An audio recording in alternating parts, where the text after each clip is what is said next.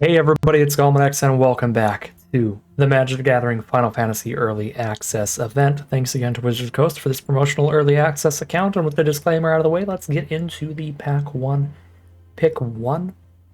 I don't know 100%. It's very early in the format. It is negative 7 days in or whatever at the time of recording.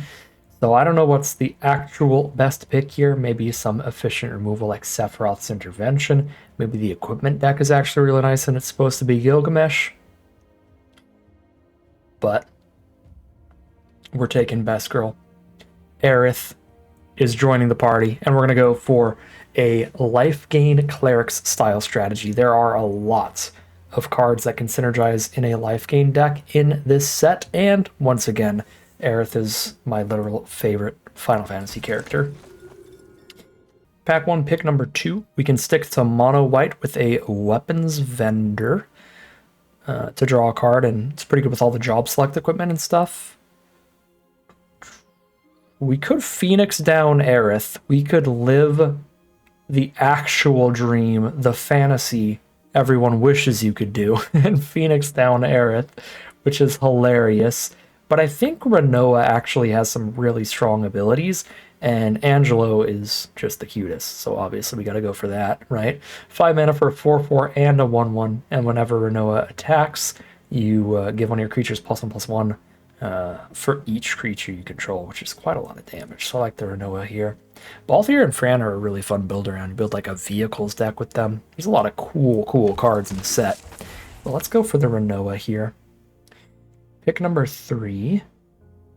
1 mana, give a permanent hexproof indestructible. That is a nice piece of protection. And then for 2 mana, you do that and you gain 3 life, which triggers all the life gain cards to give them a +1/+1 counter. For 5 mana, all of your permanents gain hexproof and indestructible. This is really nice. This seems like a solid commander staple too. I like this restoration magic a lot. I think I'm going to play around with that. Works really well with Aerith getting the extra +1/+1 counters every time we're gaining life. Yeah, I'm super happy to take this. There's also Noctis here. It'd be pretty hard to go green, white, blue, and black. But now we have a backup plan. Instead of going like green, white, Renoa, we could go Esper Noctis alongside the Aerith, but we'll take the restoration magic here. Pick 4. Instant ramen is some food we can use to get more counters on Aerith. Thunder Magic is a really excellent, really flexible removal spell. I like that a lot. Really cool artwork too with lightning there. There's Cloudbound Moogle. This is a fine flying creature. Can also plane cycle early if you need the mana. I think it's Cloudbound Moogle or speculating off color for Thunder Magic. I don't think Instant Ramen's that great, even if you are like a dedicated life gain deck. Although I suppose since we are green towards Renoa, the Gubu Gardener to ramp into Renoa might not be the worst. This fight spell's okay as well if you have a bunch of sagas. Those are the summon creatures in this set. There's actually a lot of reasonable options. Thunder Magic, Gardener, Moogle. I'm gonna stay open here, stay a little speculative, and take the Thunder Magic. We're certainly not married to green yet. Pick 5. Slash of Light does not seem the best. You need a lot of creatures for that. The T-Rexor is nice for a life gain deck. 6 mana, 6/6 trample, and you gain 3 to trigger everything that cares about life gain. It's also got the forest cycling if you don't have the 6 mana to play it, if you really need more lands. You can do it that way. I have been really impressed by Reno and Rude in some other decks, but I think this is a solid T-Rexar pick. Another Restoration Magic. I like that a lot. It's not the kind of card you can really run a bunch of copies of. The second one I think is much worse than the first, but I'm still pretty interested in it here. Genji Glove is so much mana. 5 to play and 3 to equip, but once you get it going, double strike and additional combats is pretty wild, but yeah, that's just so much of a mana investment for a 1v1 format like Draft. Pick 7, the Aerith Rescue Mission, the absolute flavor win here. It's not actually the most flavorful thing in the universe, because the one thing about it to mention is that it's kind of like you're making your opponent go on the Aerith Rescue Mission when you cast this, right? Because in the game, if you take the elevator, you have to fight some soldiers. So if they take the elevator, then it's like, oh, their opponent gets some creatures. But then if you take the stairs, then your team is all exhausted. They get really tired going up the stairs. So because you're tapping your opponent's creatures and stunning them, it's like your opponent is taking the stairs. So since we're not the ones going on the Aerith rescue mission, we'll let somebody else have that card. And grab the Gubu Gardener. Pick number 8. This Crystal Fragments is interesting. If you get to a high mana value, you get to get that summon, try to finish the game with, but until then, get a decent little equipment. It's pretty fun. I don't mind trying out the Crystal Fragments. Still not married to green. I'm much more likely to be green than red, but because I'm not a big fan of the white spell, and there's no green here anyway, we can try out Zidane, which does work with life gain cards like Aerith, because you are stealing an opponent's creature and giving it lifelink the turn that you swing with it to trigger your stuff. Pick 10, here's a red-white dual land that could help us out if we want to splash around between the 3 colors.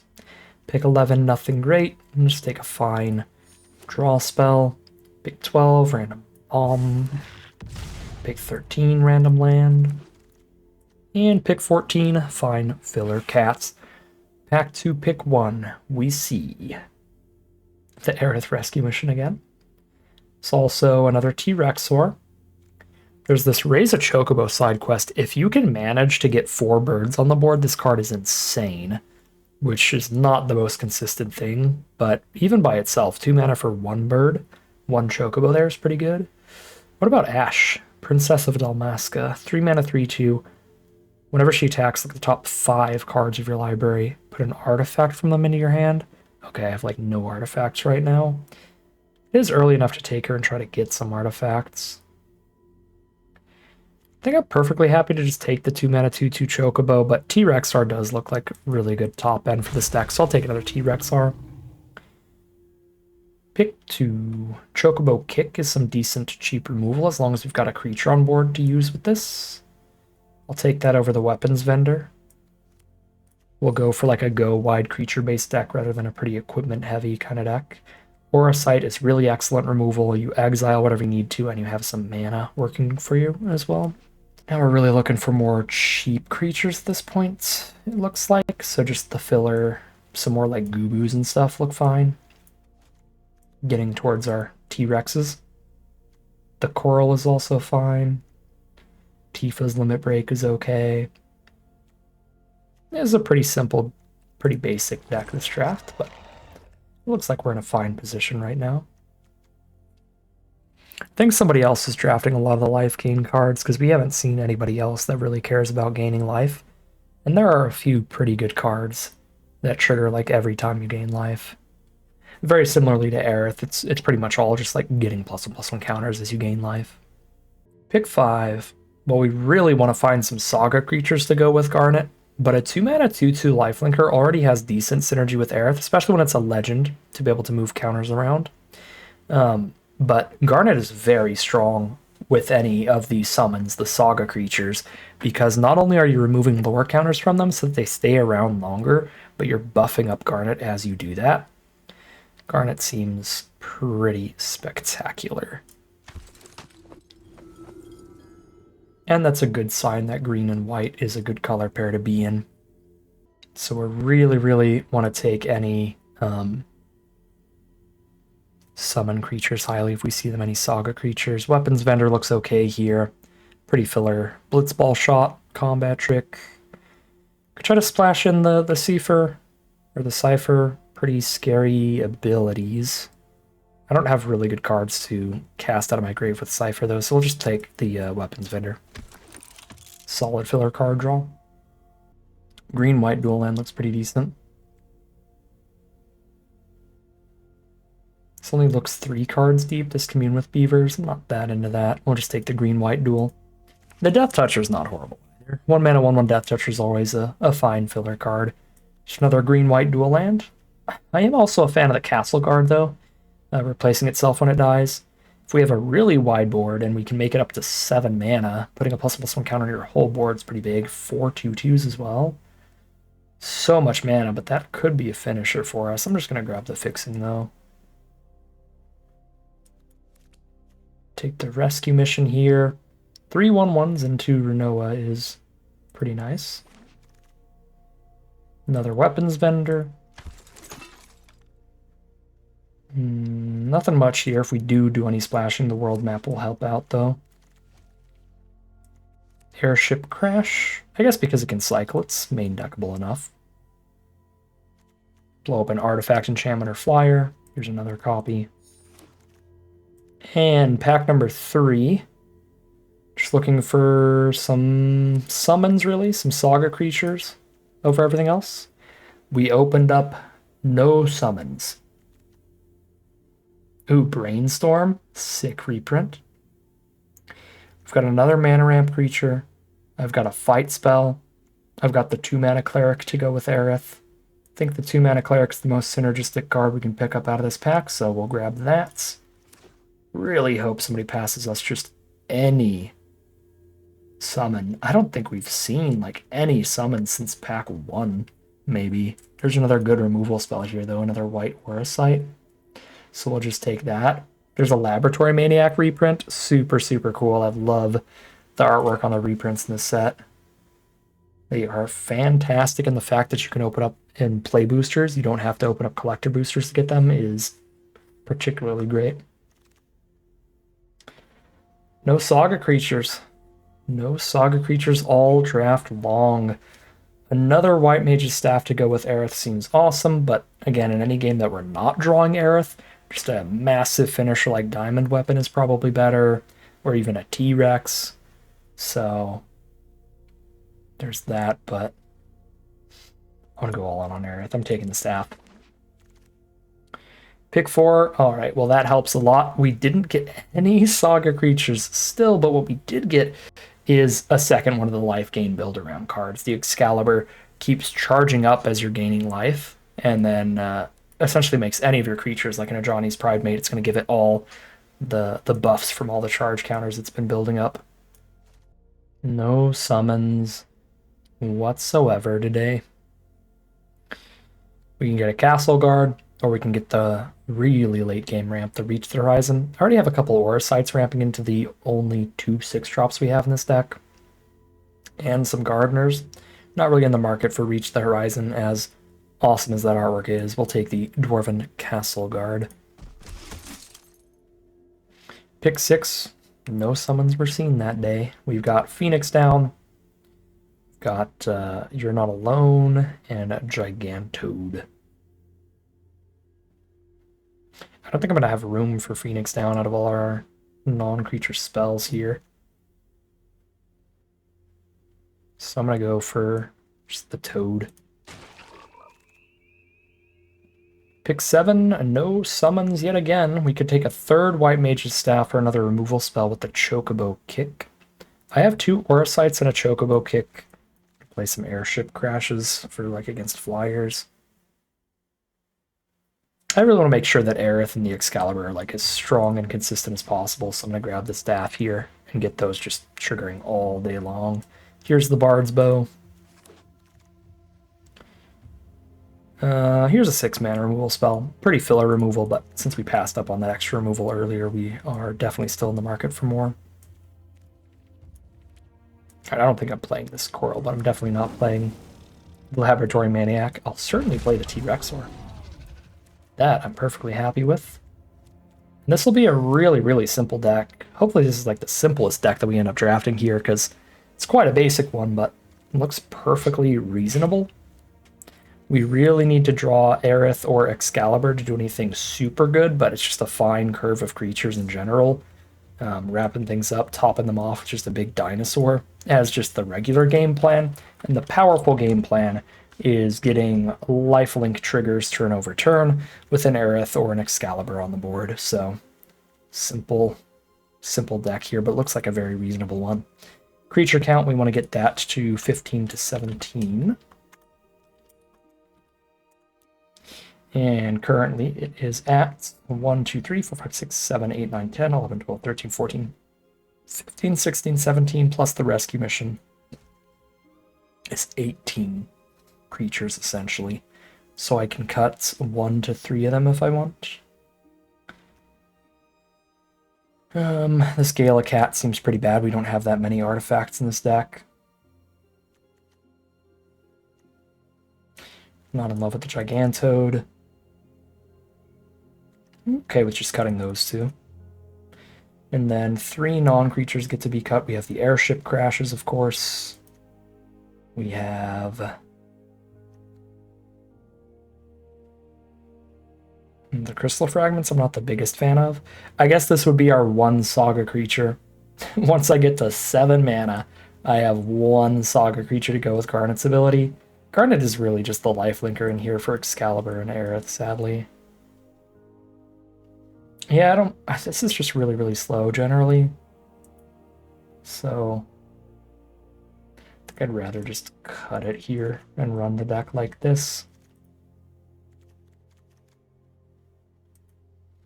I've got 3 Forest Cyclers. Maybe I could cut a land and actually put the crystal fragments back in. Sure. I'll do that. Because I also have, like, these are both mana rocks, these are both mana rocks. Not that many high mana value cards when you consider that our 6 drops can cycle.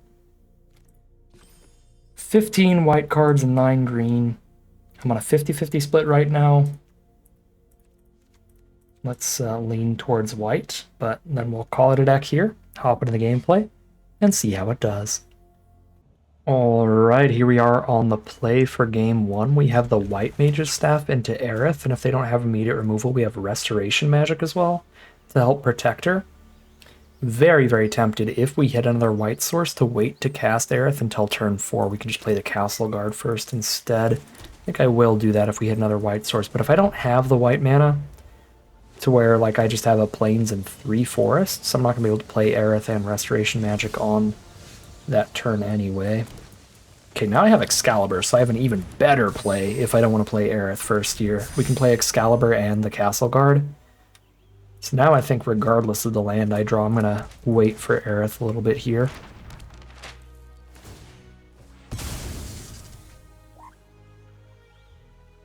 Our opponent's also on green and white, but they're playing blue as well. So play the Excalibur pre-combat, obviously, so that we can get a charge counter on it.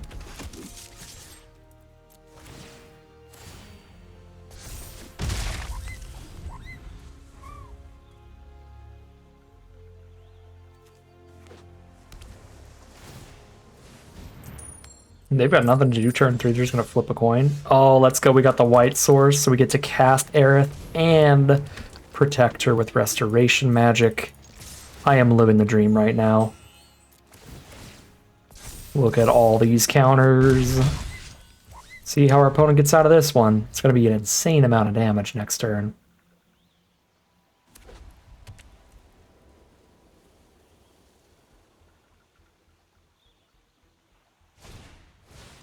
Just a 3/3 flyer for 4.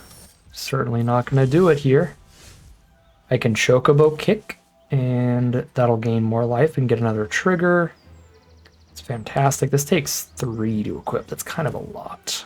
So unfortunately, I can't do that. But Aerith is going to Chocobo Kick a turret in the face.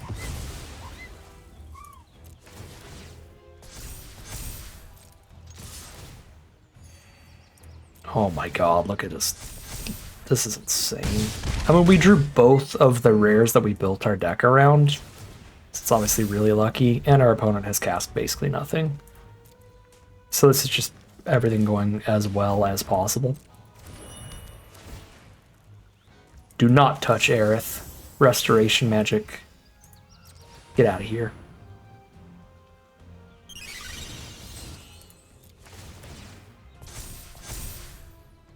That is super lethal. Very quick, very simple victory for game number 1.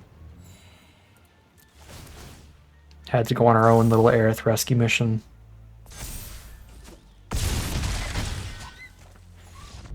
Here we are for game 2 now on the draw, sadly.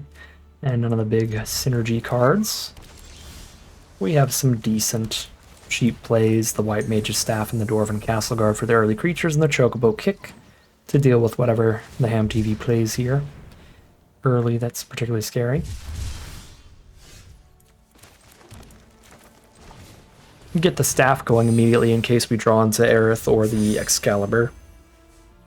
We can get a trigger immediately next turn. There's Bard's Bow for a 3/3 to block our 2/2, and we get no damage in here. Just play another staff. And I guess I could just put the crystal fragments on the creature and actually still get in here.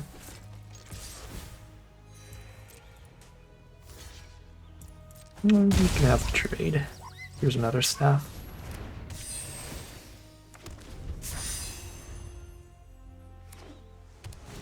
This one's 3 to equip as well, so there's a 3/3 over there. Let's make a 4/4.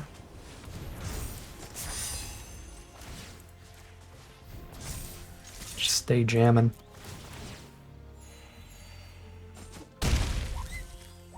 It's me. Fat Chocobo. Absolute wall over there.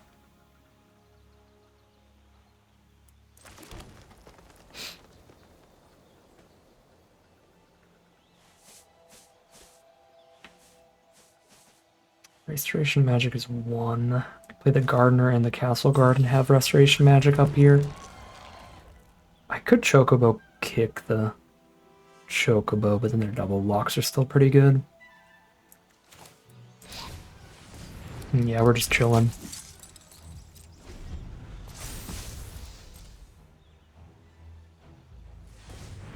I think we're gonna have some problems here. Green-blue is a very good deck when it comes to the late game. There's some really big explosive plays they could have here.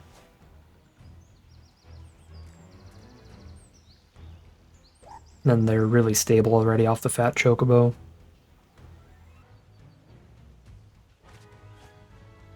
So draw 3, discard 2 off of the card collection side quest. Play a land. We've got enough life gain in this deck that, yeah, we would just be perfectly happy to be taking some damage here.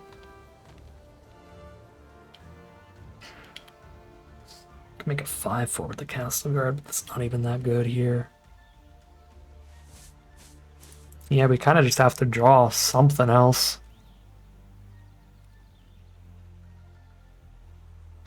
I guess making the Gubu Gardener like a 4/6 is interesting. I'm not doing anything else with my mana.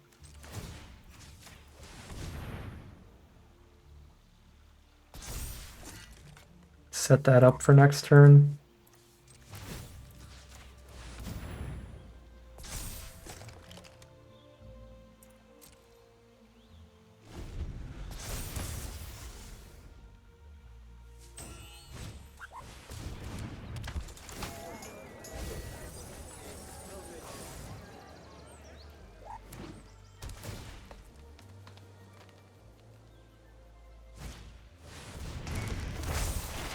Let's see what happened to all the Saga creatures. Fat Chocobos would have been awesome in our deck to go with our Garnet.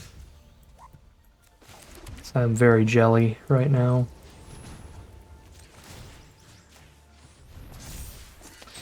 And because they've got 2 Fat Chocobos now, we don't get to attack it until the first one dies. And then I can do Restoration Magic nonsense. Trade Restoration Magic into like a 2/2 token here.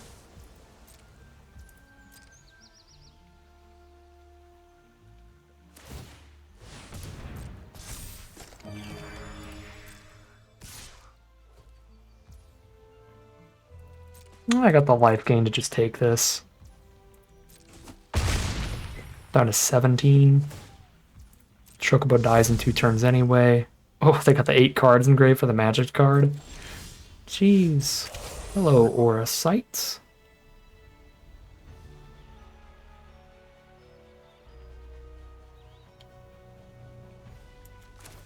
Not awful to just exile the token forever, I think.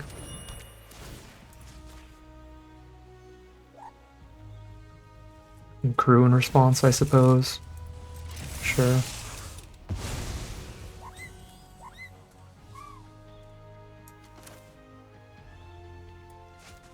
got mana up for some kind of instant speed bounce in response to the Chocobo kick, which would be really bad. I guess if they do that, I can respond by giving Hexproof. Still have to 2-for-1 for that. Play both of these to keep the Gardener around for the kick. I think the magic card's going to be annoying enough and pretty bad for me on blocks. Just sending a 4/4 flyer over my board turn over turn.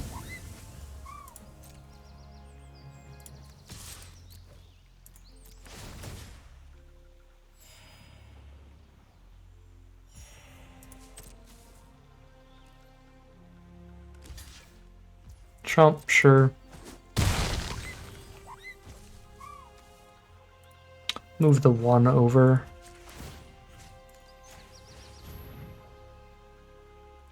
So I can block 2 Chocobos if I need to. Instant Ramen. Draw a card and they've got a gain 3 sitting there. They have to sacrifice this fat Chocobo next turn. And then we just have to deal with the 2/2s and whatever else they cast. So one's going to be a 3/3. Lines up pretty well here, making our blocks a lot worse.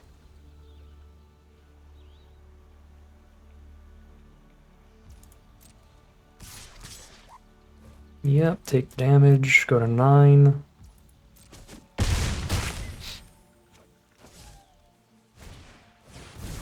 And they're going to flash back for the 5/5 now. Hello, T-Rexor.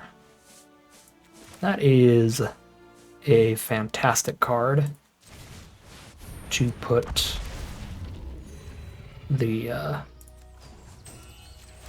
life gain equipment onto. Start swinging in with just an absolutely massive T-Rex.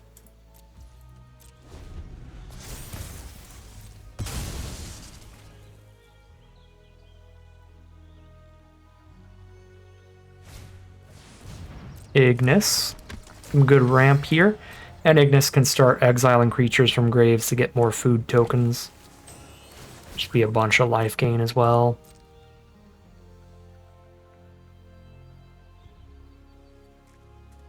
So we're kind of just, I think, mostly waiting for somebody to draw something particularly explosive. And I think green-blue decks tend to be, you know, some of the rampiest decks in the set, which means our opponent is a lot more likely to have some really powerful, like 6 or 7 mana bomb rare than our average opponent. So I'm not a fan of my current position because I'm in a top deck war against a deck that is really likely to have a really strong high mana value card to top deck.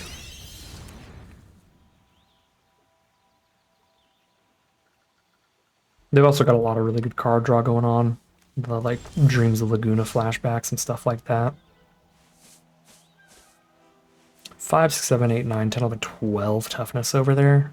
And it's not exactly like I can get it attack in even.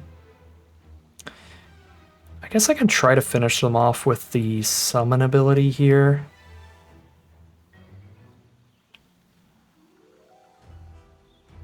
At 12, so I do need to be worried about the crackback. But if the summon goes to chapter 3 and taps their whole board, as long as I have 16 power on board, they're just dead. I've got 7, 8, 9, 10, 11, 12, 13. I guess I do need to get a little bit more chip damage in before that's going to finish them off. But I can go for a little bit of damage here and still not die on the crackback. Oh wait, this would just be for Pandora. I've used the +1/+1 equipment now.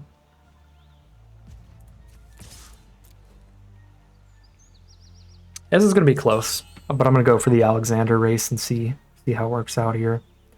If they've got any removal or bounces, it's not going to work. Yeah. All right. Well, you got me.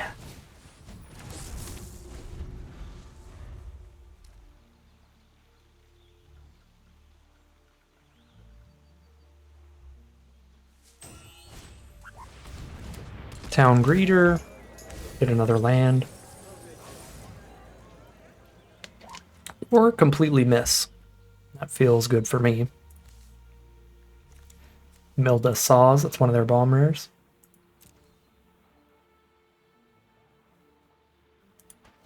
It's a bunch of +1/+1 counters on the board. Surveil 1, draw a card off the flashback. Mill a land, draw a card. They've got 5 cards left in their deck, which is definitely worth mentioning. If they have another strong rare, they're guaranteed to draw it, because they've gone through their entire deck at this point.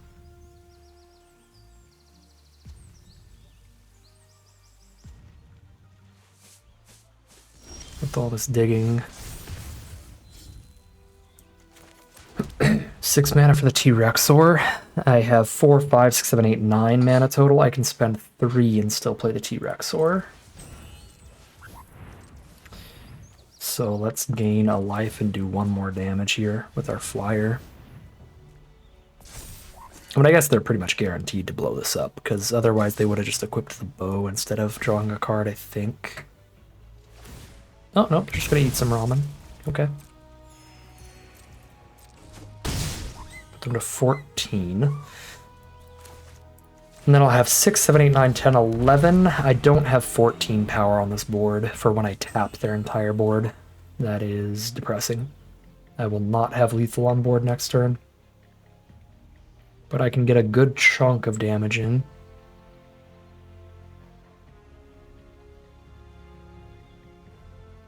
Yeah, 6, 7, 8, 9, 10, 11. Plus I can equip that. So I can hit for 12. 12 is not 14. And they've got 4 cards left in their deck.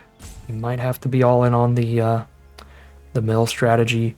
There are some cards that we could draw into that would deal that extra couple damage, but now Ignis is just going to eat some food and make it have to be a lot of extra damage.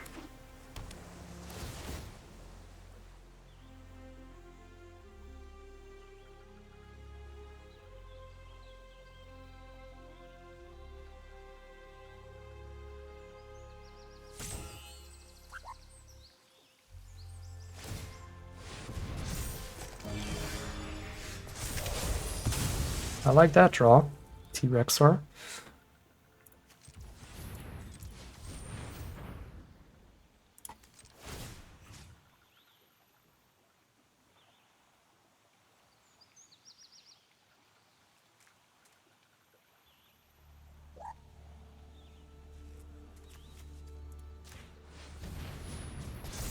So I just need to not take lethal. I can take 1, 2, let's see, 1, 2, 3, 9, 10, 11, 12, 13, 14, 15, 16 if they play a land. I'm gaining 2 off of the attack and then another 3 for playing the T-Rexor. I'm not getting a lethal crackback if they don't have a significant combat trick.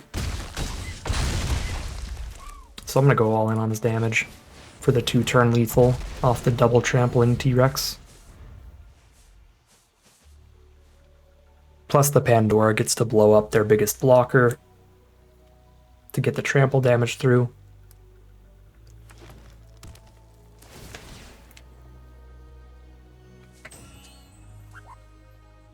They have 3 cards left in their deck.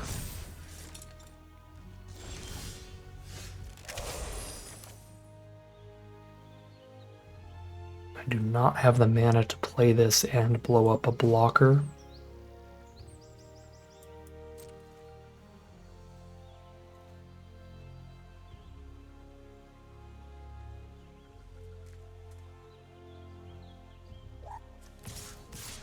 Just send the T-Rexes in. Maybe we might be able to sneak lethal in with the Pandora. And if we don't get to sneak lethal in, they still need to kill us in 3 turns, which should be very difficult for them to do.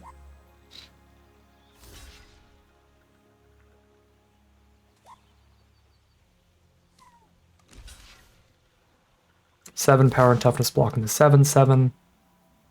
Good amount blocking the other one. If I blow up the 5/5, I trample over for 4 and put them to 1. But they get a food here, so they're not going to be dead. But we'll clear out a bunch of their creatures here if they don't have their own combat trick. It'd still be really good.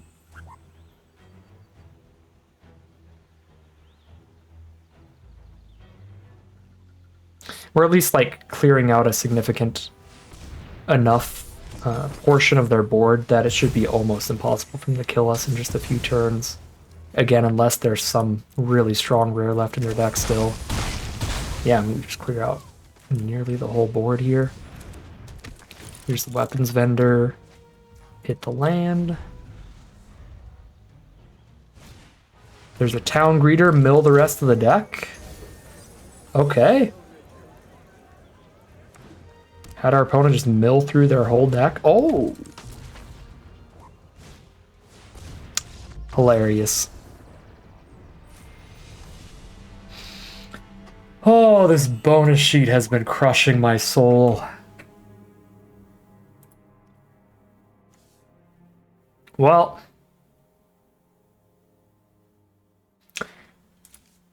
that is not something that is going to be easy to play around during the early access event. Yeah, well, that seems like a very strong strategy during an early access event like this when people don't know the set really well yet, but certainly the kind of thing that we could play around a lot harder now that we know it's actually there. Yeah, I totally forgot about that. I was like so preoccupied during the draft being like, oh, it's really cool that that got the reprint that I just totally forgot people could actually play it and try to win with it. Man. Yeah. I mean, what can you do? I don't actually even know if we could have outraced that. I mean, I could have attacked with everybody instead, but then they could have just blocked a lot differently. And I think still not died. Maybe an all attack actually would have been lethal there, but I didn't feel like I was under any pressure because I'm not used to Laboratory Maniac and Thoth's Oracle because they're in almost no draft formats. This is the first draft set you could actually play a Laboratory Maniac in a very long time. It's so frustrating. Because it's, you know, an alternate win condition like that that's just so specific that it doesn't come up in draft in the vast majority of sets. I mean, like 90% of sets. It's not something you ever need to be worried about. But now we know for the future. Good to learn that in the early access event for sure. All right, here we are for game number 3. Got the Gubu Gardener early for some ramp into these weapons vendors. I can't state how irritating that game was. Like, if it were best of 3, now that I know they have that, I feel like I could win, like, a best of 3 round.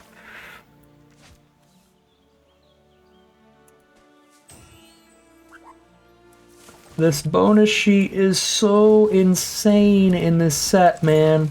I'm getting Thrasios now. Because I don't have the cheap removal, I can Chocobo kick with Weapons Vendor if they don't get rid of that. Okay, thank goodness. Let's not get Thrasios. Yeah, I'm just Chocobo kicking.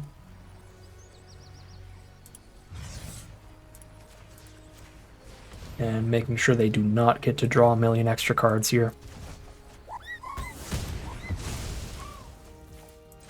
I'm not going to cast Aerith until I have Restoration Magic up, because I do have the double white to be able to do the Restoration Magic thing.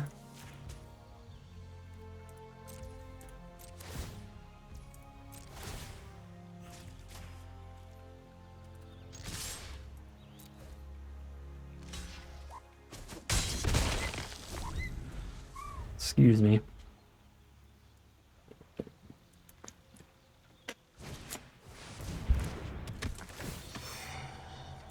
Another green-blue ramp deck here. There's the Ignis to pull out the land, finds a swamp, ramps up.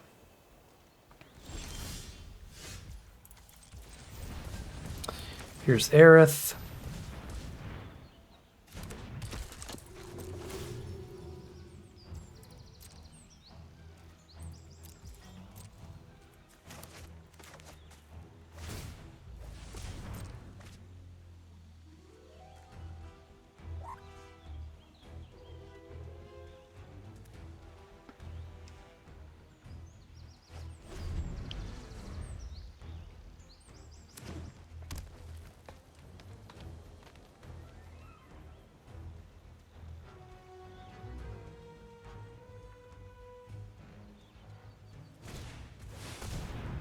T-Rexar, that's a really early T-Rex, Jesus.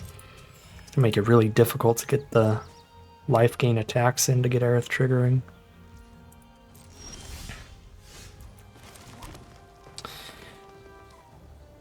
If Aerith is equipped with Excalibur and I cast a Restoration Magic with the life gain, she goes from 2 to 4. I'd have to cast both Restoration Magics.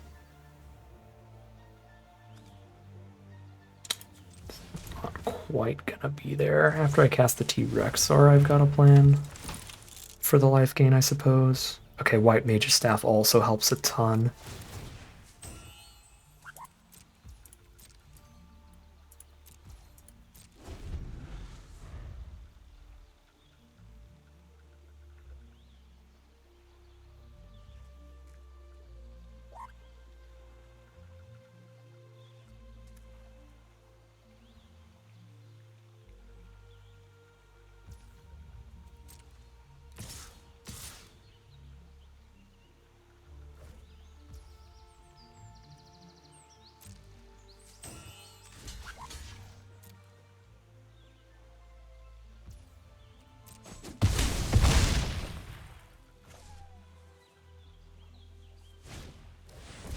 Bard's Bow.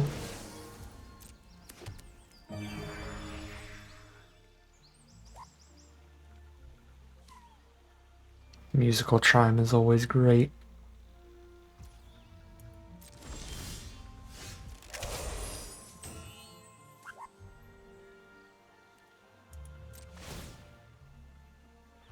Hold up double Restoration Magic here. Make sure I get the life gain trigger.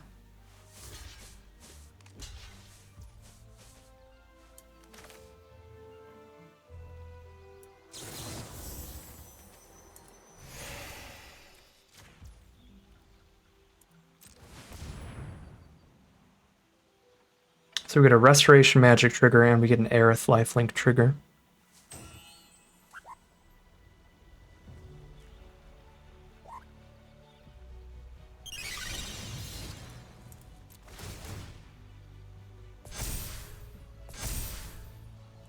I could cast the other Restoration Magic to make this a 4/4 to eat the 1/4, but that's not worth it against this open mana. I want to just hold on to this. Just in case.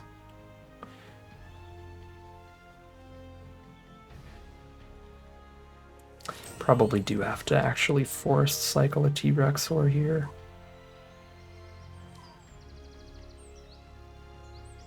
Yeah.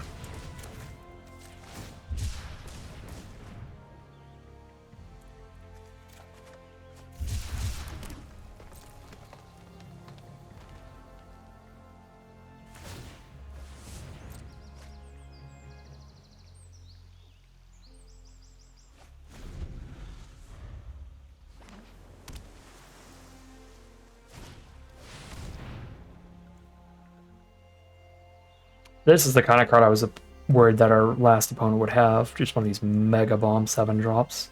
I'm going to get a random permanent back from their grave, and they're all really strong. If they get the 8/8, though, that is the 25% chance that they basically insta-win. These 3 I can deal with, and we've still got a game. Of course, man. Oh, Lord have mercy. The 25% chance, baby.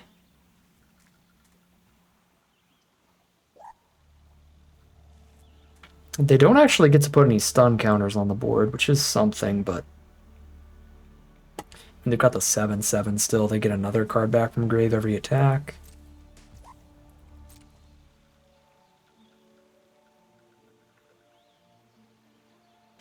If I load Aerith up, double her up by having Excalibur on her, as well as her own +1/+1 counters, I can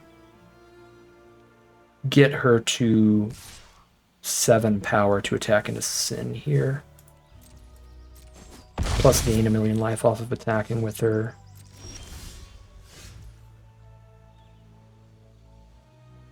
Does the White Mage's Staff do the same for me? If I play the White Mage's Staff, equip it for only 1 mana, I get to gain 1 life just off of attacking. So that makes the Vendor a 5/5 and Aerith a 5/5. Then I can cast Restoration Magic to make them both 6/6s. That doesn't quite get there in time.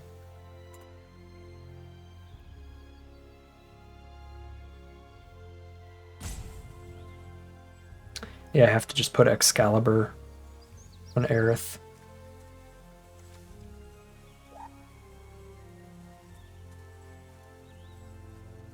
And hold up the Restoration Magic here.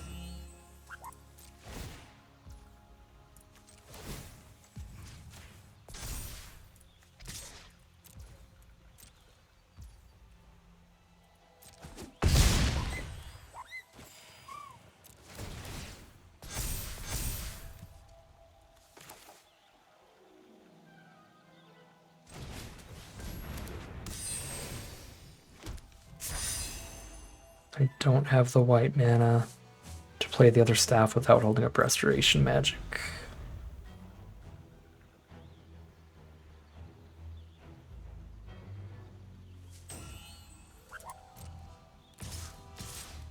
And here goes Spira just absolutely, or sorry, Sin just absolutely popping off. Picks up the 4/4.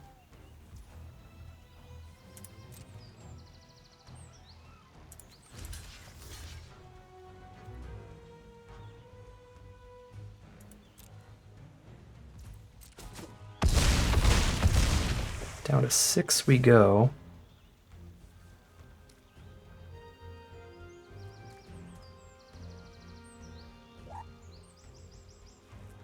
Aerith is doing her absolute best here. She is limit breaking. We've got Healing Wind over here. And it is not going to be enough with all this. Fighting like multiple bosses at the same time.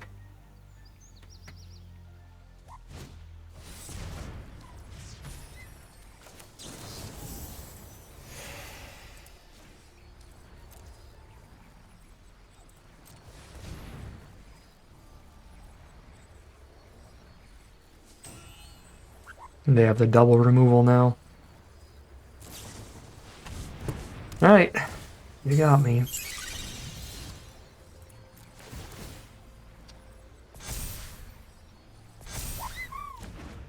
Yeah.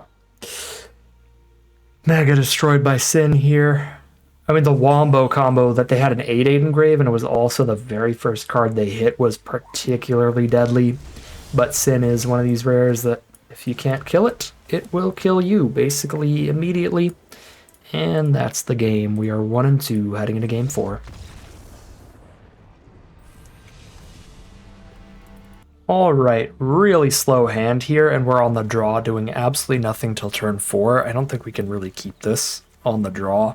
We could keep it on the play, it would still be risky. But we're just way too likely to die into anything remotely aggressive if I keep this on the draw. This is much quicker.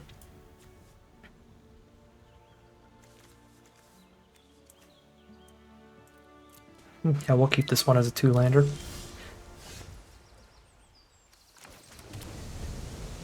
Use me. Blue-white deck from our opponent. The poo-poo UFO. That's not good. If they have any extra lands in their hand, this is going to ramp them really, really quick. They get to just dump all of their lands onto the board straight from their hand here. Put like 5 mana cards on turn 3. I guess, no, 6 mana cards on turn 4. Yep, well, this is a nightmare.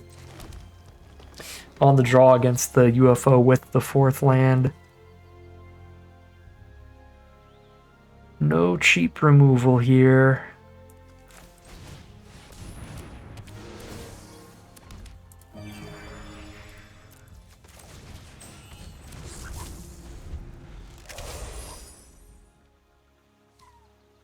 Do they have the 6 land hand? They get to play land 5 and 6 this turn?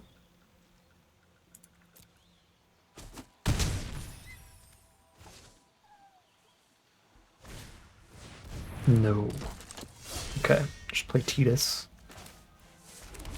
Tidus is still really good. Keeps getting +1/+1 counters and taps our blockers every time he attacks.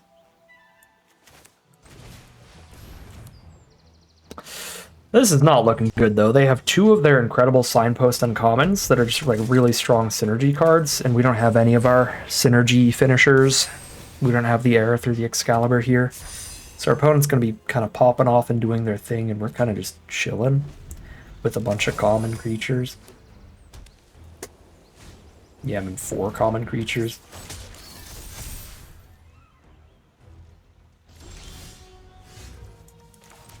They're still not quite attacking in.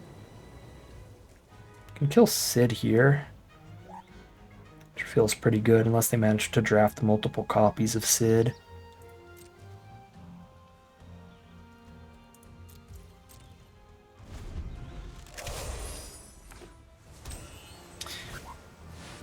Oh, Jesus, what is this? Draw a card for each artifact you control. The first time you flip one or more coins. Okay, whatever. You win coin flips, but draw a card for each artifact you control, which is currently 2 artifacts, unless I blow up the Scorpion Sentinel instead of the Sid, and then they just draw 1 card.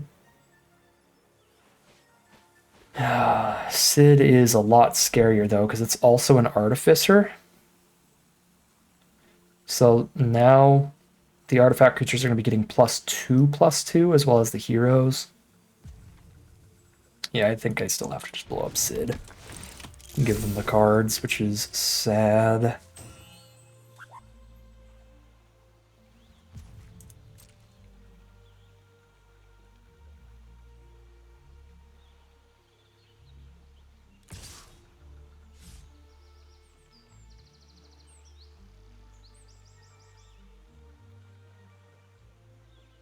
The Sentinel attack would be bad, because I can blow up Sid and then I'm just blocking the 1/4.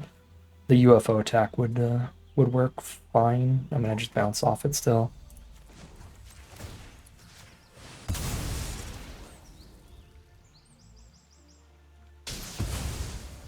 They did go for the Sentinel attack, so we'll get a free kill here, which will be nice.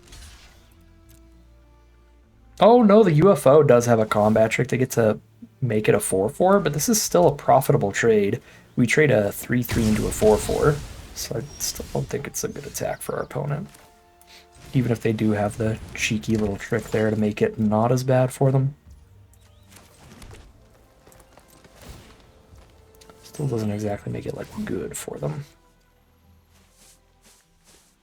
Make this a 4/4. That still doesn't get past Edgar, so I need to start working somebody up to 5 power. So start juicing up the Castle Guard, because I need to put the equipment onto a 2 power creature.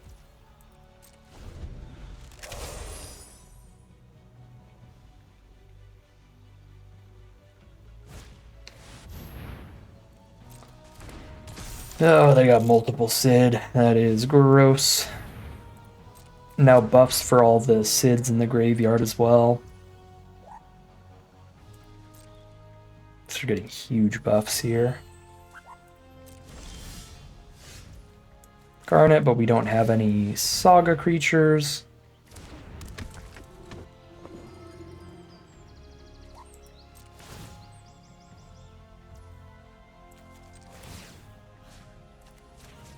I mean, their artifacts are just so massive now, it doesn't even matter. We're just staring at each other. And even if I draw my Excalibur or Aerith, they're so stable at this point, we can never attack in to get the life gain triggers to get them growing. So we really kind of already don't have any outs. This draft is pretty much over here. Just gonna have to keep passing the turn until they find a way through my board, because our deck does not have a way through theirs. I mean, I guess if we draw another removal spell, we can kill the Sid, and then we've got a game plan, but that's the only thing we could do. Let's just hit removal for Sid. Yeah, there's the Excalibur, but it just doesn't do anything. I mean, I guess with Restoration Magic, we get one pretty significant swing here. It's 5 mana for the whole board to be hexproof indestructible. I guess I could send in literally the whole board next turn. Oops, not this turn. I gain 2 off of Garnet, I gain 6 off of Restoration Magic, so that puts me to 22. Well, 22 plus 2. is 24, plus 1 from the life gain there. Oh god, Renoa? Okay.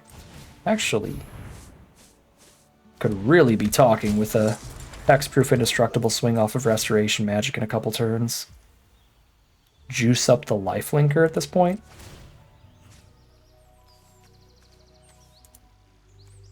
Just go for a monumentally large attack.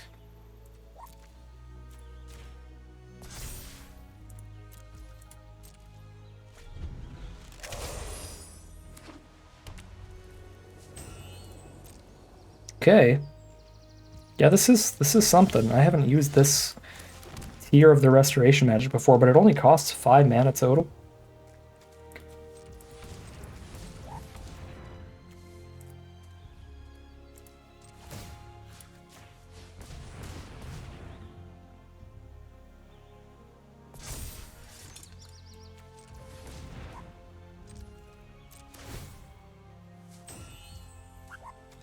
So if they have no spells in their hand, this is about to be wild.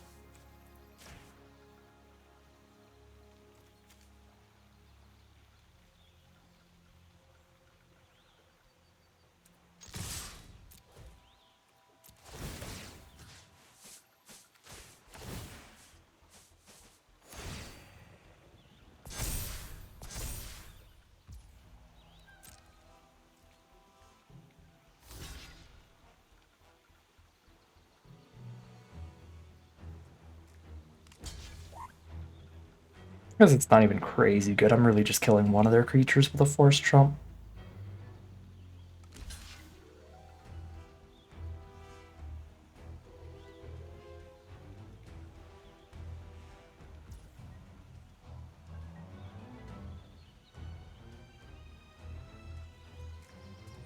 And I kind of don't even have to cast that here. This is already good. Put them to 4, gain a bajillion life. I was holding on to this in case they had their own instant speed removal. But, you know, I can just attack with Garnet every turn if I keep this around to protect Garnet.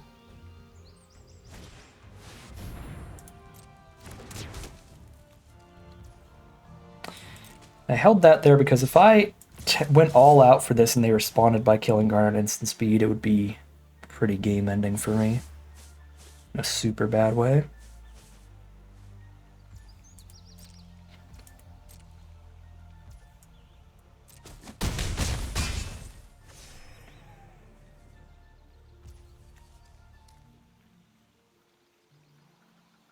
They're gonna draw a card every time they chump block now.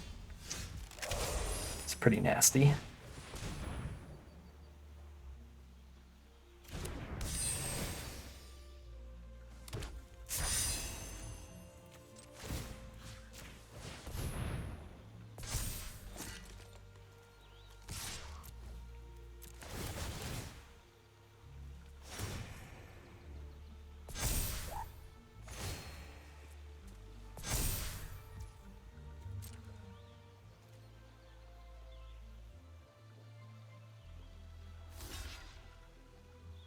Blocked 4/5. Maybe they have a good graveyard recursion spell for that. Or no, putting the Artificer in the grave lets them keep the buff with Sid. I don't know.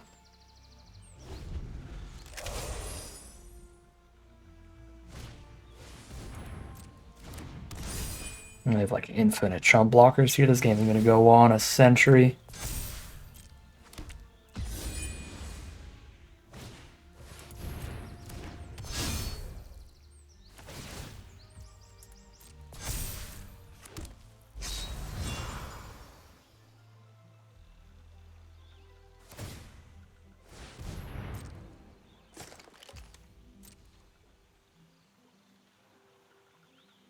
They gain like 5 a turn. We're going to gain like 15 next turn, and then even more after that, and then even more after that. 2 staffs, right? So I gain 2, which makes Garnet a 13 power creature, then I gain 13. So yeah, we gain 15. And then that makes Garnet a 14 power creature after that hits. So then 14 attack, get 2 triggers. We hit for 16, so we gain 16 next turn. No, 16 plus the 2 more triggers, we gain like 18 next turn. Yeah, I mean, it just kind of keeps going and going and going.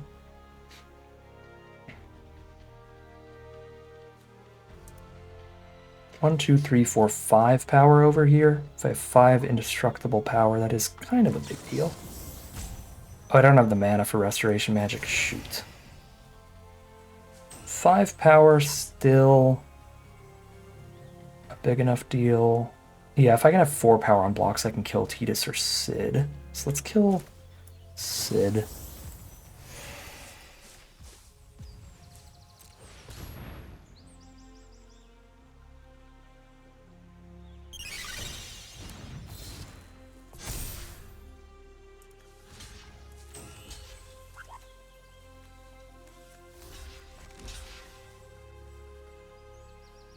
They kill the 1/3 and the 1/1 here. I guess it's better to let them just kill the 2 1/1s then.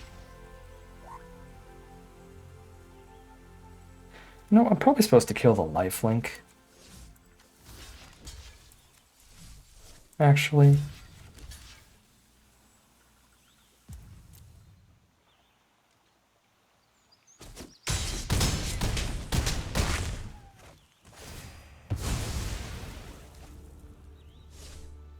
They're gonna draw like their whole deck by the time this game is over. No, there's a tiny bit of life gain.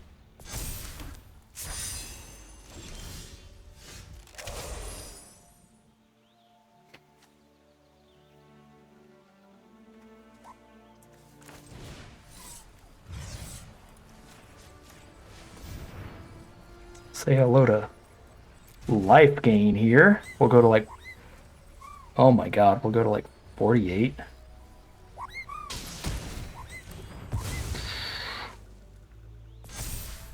Gain another 16.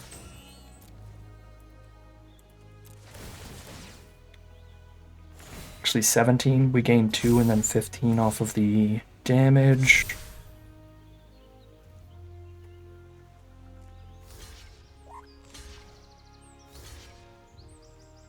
Block with like the whole board. Okay. Still have Excalibur to put elsewhere. Looking fine by me. Because now I just get to put it all on the doggy.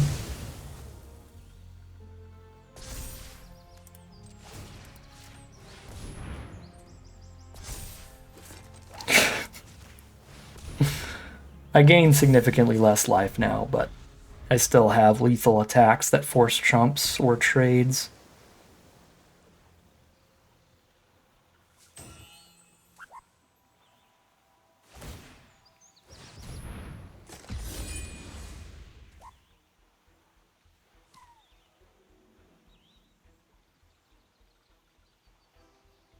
And I have 65 life of breathing room, which is good because I do need a lot of it. They've got a lot of power on their board.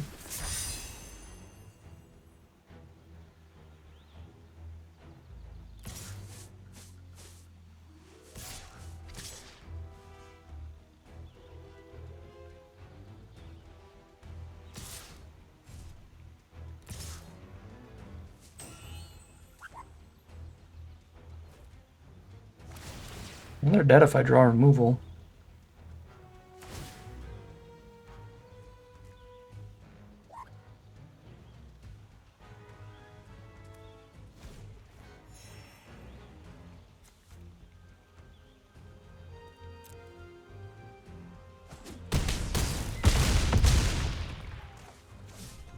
Wait, the UFO's untap too? Alright, this untaps an attacker. I lied. Oh, Aerith's a good draw. I'll play her first so we get counters onto her as well.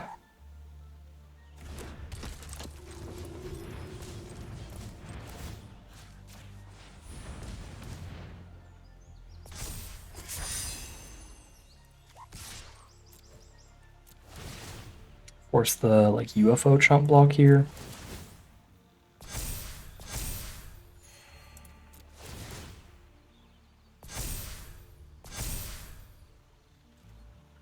This is kind of incredible.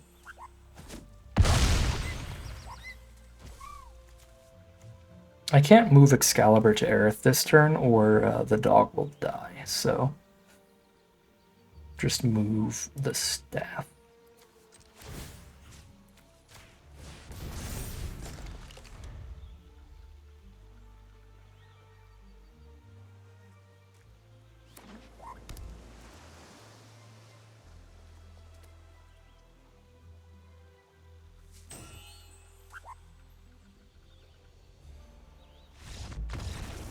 The concession from our opponent, Excalibur plus Aerith, is too much. He had a lot of stuff cluttering up that board for a while. I did make a whole spiel about how I was pretty sure there was nothing we could draw and do to get through this board, even if I hit Aerith and Excalibur, but turns out hitting the removal into Aerith and Excalibur is actually enough. That is 2-2 now. Trying to turn this record around, see if we can't get another win or two, turn this into a positive win rate run. All right, game 5, we have the Excalibur. If we get some life gain going, got the Gardener to ramp up, but I do really need to draw a white source. Could get crushed by the mana base here, but I'm going to keep it. 1 planes, and we got the rescue mission, so we got plenty of creatures to play out here. We don't need the Aura Sight till later. And solid removal. And I'm running more white sources than green sources in this deck by a decent margin. There's 10 white sources left in the deck. The odds are not horrible at all on our draw steps.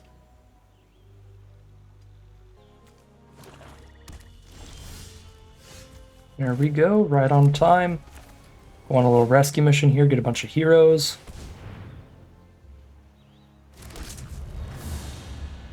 We're taking the elevator today.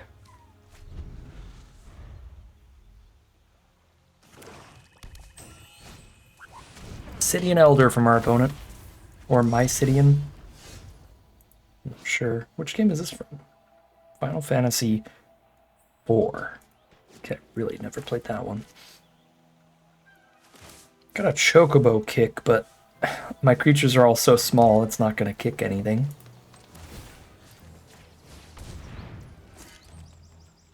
Can cast Restoration Magic to make this a 2/2.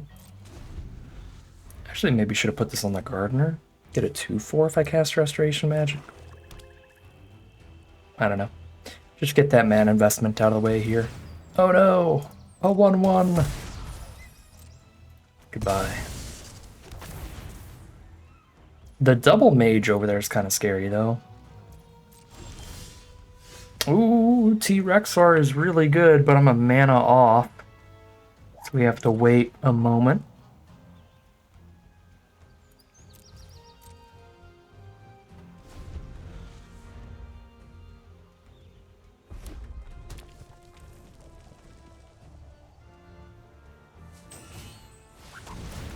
Oh god.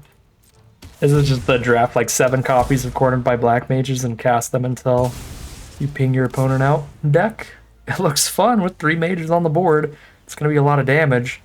This is theoretically a good matchup for us, but I have to draw land. And I'm not doing that at all right now.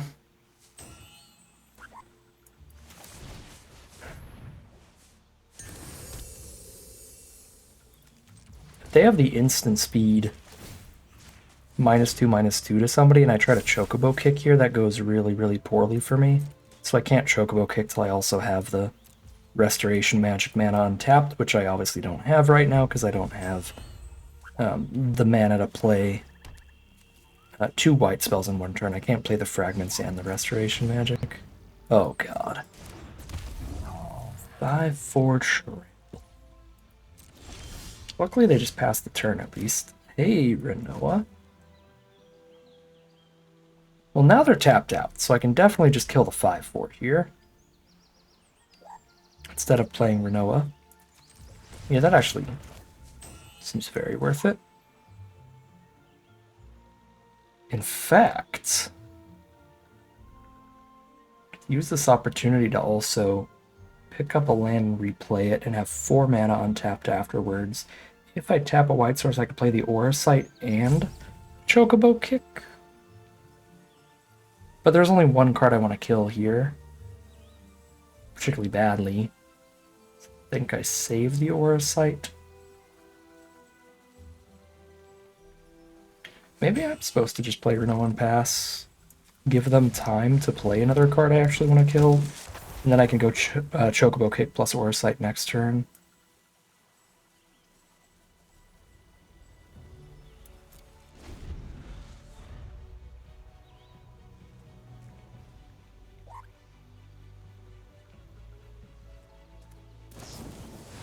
Sure. Removal spell on Renoa. The triple ping from the Wizards.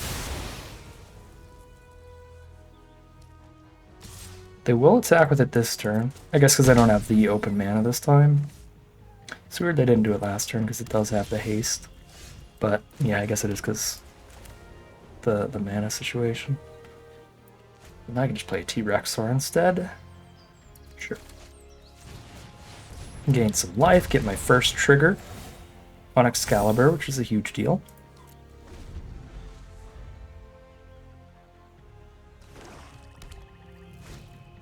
There's a Garland. But the T-Rex is great. We're somewhat stable here. The Wizards have a pretty big chance of knocking me out of the game without our opponent even having to attack. But they're kind of the only scary thing going on. And the Staff is a really good draw. Staff plays incredibly well with the Excalibur we have on board. I think I need to exile Garland so I don't have to worry about them playing a giant flyer against me. And then I can use the white mana from the Auracite to also play the Staff for next turn. Oh wait, the Phantom Train's an instant? Shoot.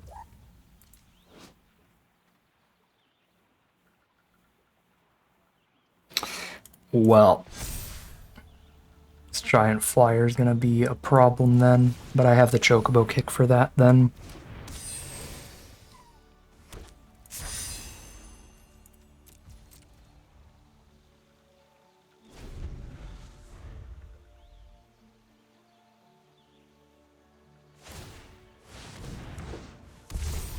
Yep. Oh. That is funnier. Yeah, I think I would like to save the Chocobo Kick in case I draw one of my lifelinkers. Be better. Let's just get another counter on the train here. Maybe I blow up both the train and the creature here.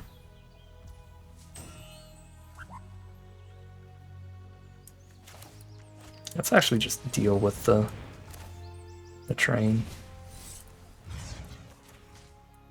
Oh shoot, I do need to pick up a land for this. So they can't just sack a card to save it.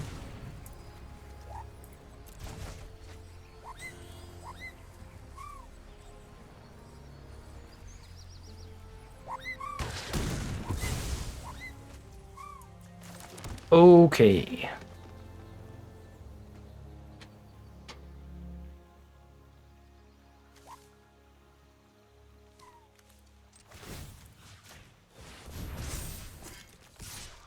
Start working the Excalibur up here.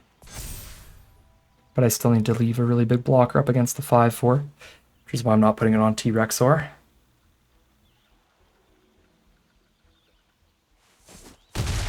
Sick.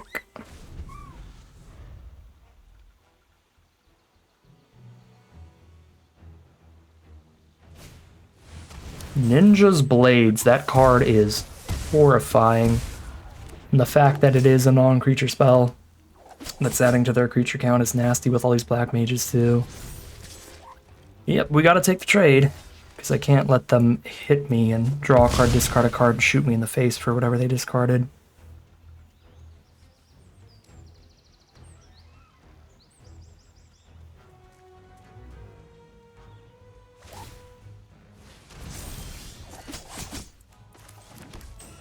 Okay. Now we just keep moving Excalibur back and forth.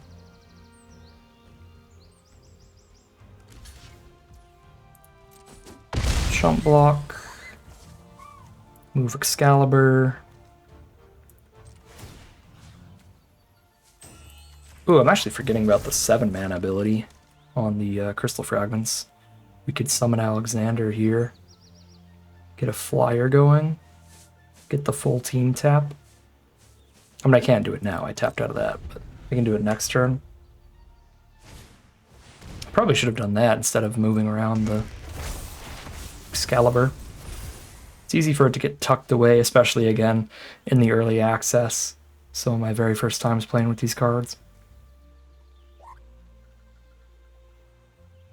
The Ifrit is really good here. The discard and draw, get rid of any mana flood for our opponent.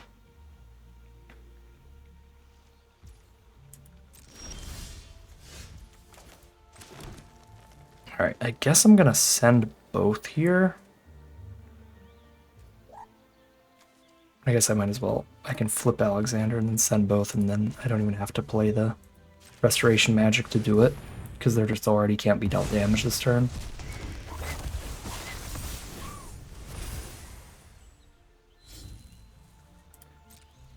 I guess the one kind of flaw with that is now I'm attacking with a 2-2. They can just block with a 1-3.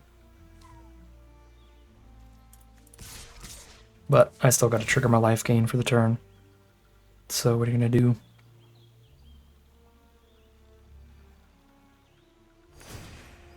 Certainly could have played out last turn a lot better. That would make then this attack better as well. Because the equipment would be in the right places. No blocks, looks good enough for me.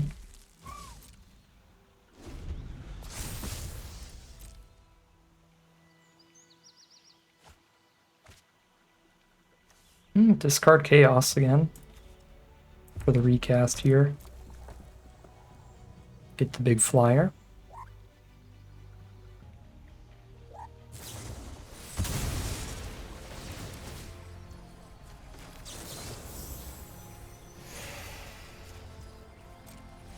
Restoration Magic to protect our sweet flyer. Force them to chump block with their 5/5 because we get to put Excalibur onto our flyer.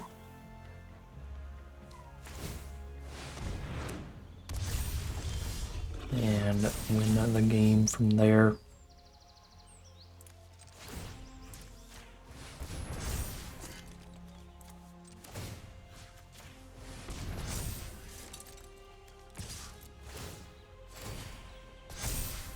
Because next turn we just tap their whole board and they have no blockers up. And we wrap it up.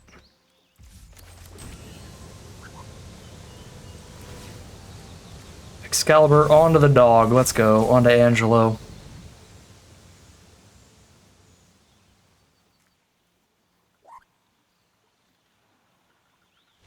And there's the concession from our opponent. We have officially rallied. We are at 3-2, so no matter what, at least an average run this draft, but we'll play it as long as we can, try to get as much of a win streak as we can here, see if we can't get a positive record on this draft. Kind of the opposite hand from last time. This time it's a mono white hand. You've got more white spells than green spells in this deck, so this is a little more likely to pan out well. We'll see. Definitely another pretty risky one, but I'm a fan of the cards in it. Our first two draws are green spell in a row, and then the green source, and all was right with the world, and we were totally fine the whole time. I love that sound effect. That's so satisfying. Mono black from our opponent. There's the Ninja Blades. If they have a way to blow up an artifact, getting the blades back and getting another creature's kind of rough, but pretty unlikely out of black that they have a way to blow up an artifact. They are mono black. They're playing Zodiark, which is just a 5/5 indestructible here. That is hilariously depressing for our opponent because we can literally just exile it. They worked so hard to play that card. You do not get to play that often at all in draft. They're going the full mono black to get there, and it did just stone cold nothing. This is the way.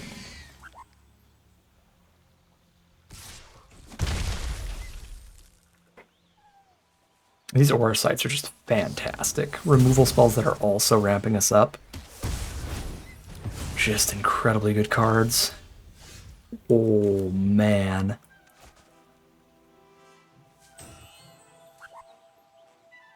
They've only got one card left in their hand. Yeah, whatever. I'll go all in here. I will play around another make us sack a creature card, though, so that I can just sack the Gubu instead. No, man. Your one card left in hand was a board wipe. Oh, and I hit the restoration magic. That wouldn't have saved Aerith, though. Indestructible doesn't save her from getting -2/-2.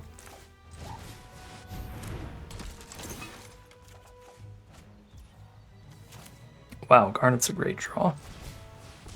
And I just have a whole alternate plan anyway.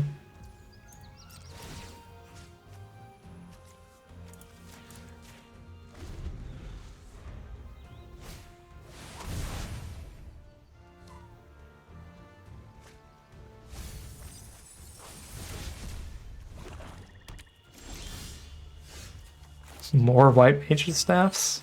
Yeah, I'll play all the staffs I can get my hands on.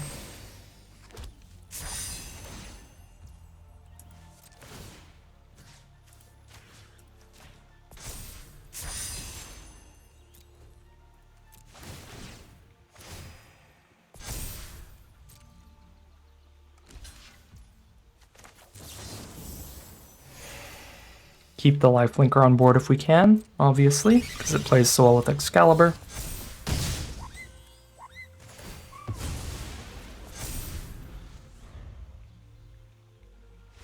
Alright, pretty sick game there. I'm really sad we lost Aerith, but 4-2 it is. We are at a positive record with this deck, no matter where things go from here. Alright, time for game number 7 here. We're at a positive record no matter where things go from here, and I think we started 1-2, so really good recovery off this draft, but I'd love to keep playing this deck. We've got my favorite character in all of Final Fantasy in here, and we built the whole deck around her, at least to the best that we could here. This draft pod didn't feel super good for the life gain decks, but we did manage to open an Excalibur that has very similar abilities, so we did get some good synergy. But I think a pretty average life gain deck here, not like the cream of the crop S tier version of this build or anything. Needless to say, what I'm getting at here is that I still really like this deck. I still want to keep playing with it if I can, so I would like to try to keep winning games and not get my third loss here if we can avoid it. But we are against a very good player. Sirkovitz here, one of the minds behind 17 Lands, which is the data platform that people use to track their drafts, and there's enough people using it that, oh wow, what a draw. I'm going to play it safe with, well, I don't have another white source. Unless I top deck a Plains, it's not going to matter if I played it safe, because I'm not going to be able to play Aerith for a long time. I'm just going to jam her out. Anyways, Sirkovitz, very skilled player, very smart dude, one of the minds behind 17 Lands, which is a data tracking app that a lot of people will use, which is where we get the data for what the top performing commons and uncommons and rares and everything are by the win rate, because there's enough players that use 17 Lands to track how they do during the gameplay, that we can get some really good stats on how good all the cards are kind of individually. Alright, this is going to be just an incredible start here.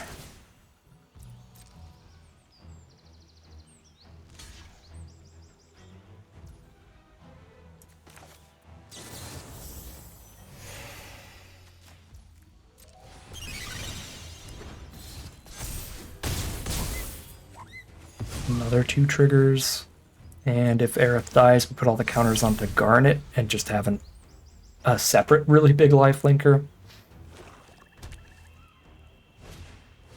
There's an X death, a little bit of life gain, a little bit of a chump blocker over there. There's a rat. Weapons vendor's great. Move over the staff for just 1 mana here. And draw my card at the same time.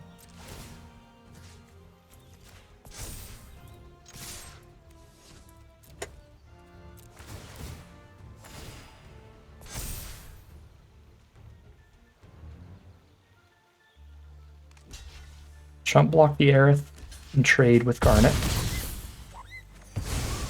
Aerith goes up to 9 power and toughness. But now if they have removal, I don't have a legend anymore.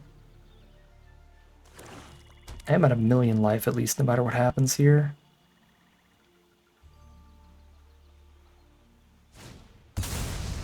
Destroy an artifact or enchantment, so they blow up the staff, probably. Yeah, I mean, that is the only option.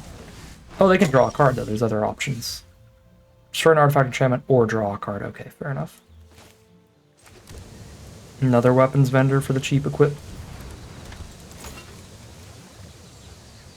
Oh, I wish I held a white mana up. Oh, I should have remembered that I do have multiple copies of that, so I should auto-tap, so I shouldn't auto-tap just in case. Make sure that I always have the white mana up. Alright, so Sirkovitz has 1 turn to draw the removal. If he had it last turn, he would have killed Aerith earlier. The 1 turn.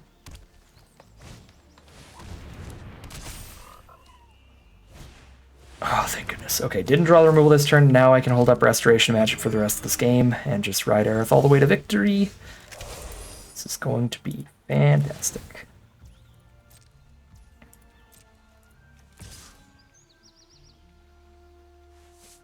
Oh, I guess they actually should just block here. See, 13? They actually needed to... Oh, I could have literally just had lethal. Oh, I'm so dumb.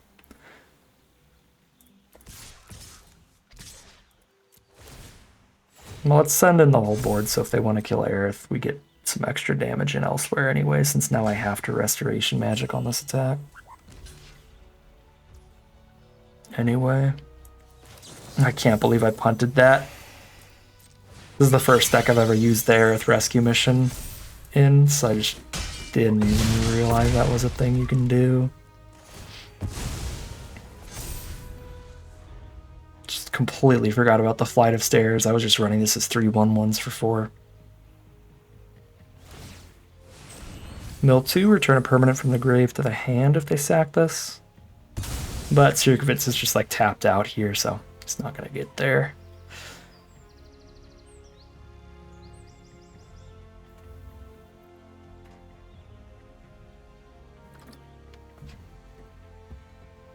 Alright, this was like a crazy sloppy game. So really lucky we still won this, but we are still in it. Still get to play our Aerith deck some more, which is spectacular.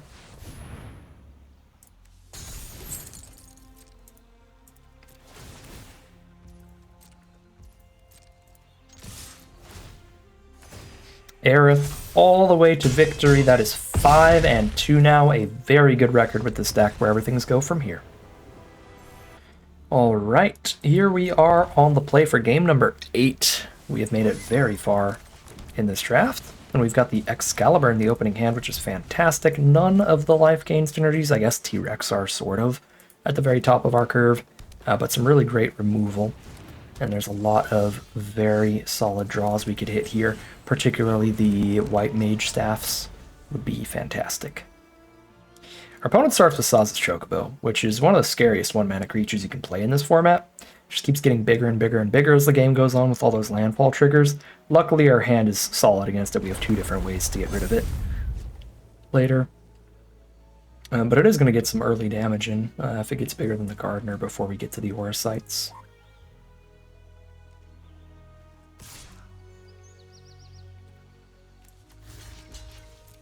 And this is a free bluff for our opponent because they have 2 toughness and we only have 1 power. I think I have to take this block here. It's going to be awkward if they have the combat trick, because then I'll have to cycle the T-Rex Ore.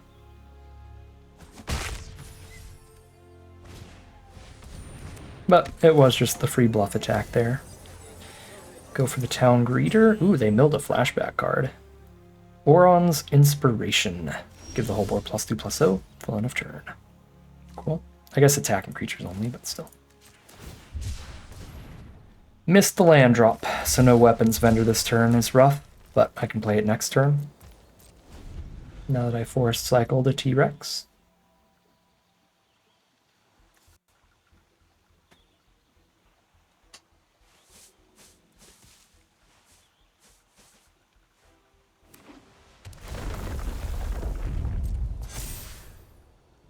Thassa's Chocobo's getting crazy. Chocobo and Moogle summon.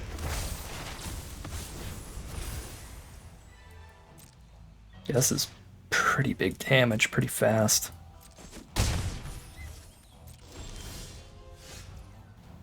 Staff we've been looking for Excalibur.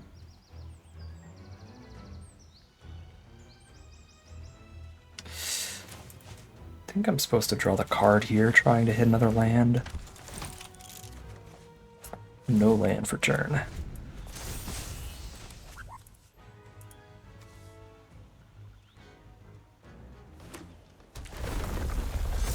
Taking a really, really scary amount of damage right now. I really need to find the planes for the Aura Sight. The equip cost reductions with the Excalibur on board are like a really big deal. They could just flashback and hit for a ton. 4, 5, 6, 7, 8, 9, 10, 11, 12, 13, 14, 15. They put us to 2 if they flashback this thing. This is a really bad game to miss lands. This is so much damage so fast. Again, the Chocobo being one of the most aggressive 1-mana plays, and then the Chocobo Moogle as well. Buff the whole board kind of stuff. We found the land now, but it's definitely looking too late at this point.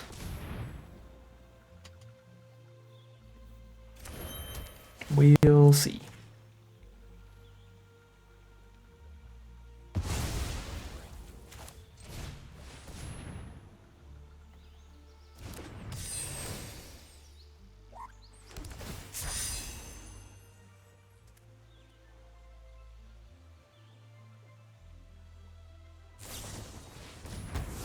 Yep. Just play a removal spell and kill us. We're also dead to just the Orion flashback. They just attack all, we block the 3/3 and take 8 from the other 2 cards. It's going to be 10 damage actually. Yeah. I think this game was really, really winnable if we just hit the land literally like 1 turn sooner. Because this Chocobo Moogle sacrifices itself next turn. So if we had these cards literally 1 turn sooner, I would have the life to survive this inspiration. We would have taken the trades earlier, been at the higher life total. Brutal, but it is what it is. That is going to be 5-3 for the final record out of this draft. Still a pretty solid record, especially considering how we got most of our losses just right at the start of this draft. So had to get a pretty solid win streak to get this deck some wins here and get to the positive record. And 5-3 is a great record. If you go 5-3 in every draft, you're going infinite. You are up in the money on Arena. So pretty fun draft here. I like this archetype a lot, obviously because it is focused around Aerith a lot, but the White Mage's Staffs and the Excalibur are really fun cards as well. Even if you don't have like specifically Aerith, there are some pretty fun life gain things that you can do. I think this was a pretty filler, pretty average version of the green-white life gain deck here. I think there's also other colors you can do it in, like black-white has a little bit of life gain, life drain stuff. So yeah, I'm pretty happy with a 5-3 run. I think this deck's probably a 5-3 on average, more like a 4-3 even, because we've got, you know, the 2 really good life gain rares, the Aerith and the Excalibur, but that's kind of it that's really going for the deck. There isn't a lot of good life gain synergy in here without having one of these cards that triggers every time we gain life, and those are the only 2 cards in the whole deck that trigger every time we gain life. If I'm just sitting here and curving out with average creatures and White Mage's Staffs and stuff, like sure, I'm gaining a life every turn, but that isn't actively making my board any better. This deck was heavily reliant on drawing Aerith or Excalibur at the right times. Otherwise, it's just a very, very average deck trying to finish things off with T-Rexes, which is kind of mediocre. So I think this was definitely not the most consistent life gain deck you can get in this draft formats. Definitely forced Aerith a little bit here. But I'm really excited to play this archetype more in the future. I think if we get a stronger build of this is the kind of deck that is definitely capable of a 7-win run, just not this exact build of it for sure. So perfectly happy with the 5-3 and excited to do some more of this kind of stuff. But for now, that's going to do it. That is 1,600 gems as the prize out today. But that is going to end today's video. As always, I'd like to thank my patrons and YouTube members for their support, as well as you for watching the video. If you enjoyed it and are interested in seeing some more, you can always like, comment, and subscribe to tell the YouTube algorithm to send you some more in your recommended feed. If you'd like to catch me live, you can check out the Twitch channel in the link in the description below. If you'd like to support the channel directly, you can check out the Patreon link in the description below. And other than that, as always, thank you very much for watching, and I'll see you again soon for some more Magic Arena.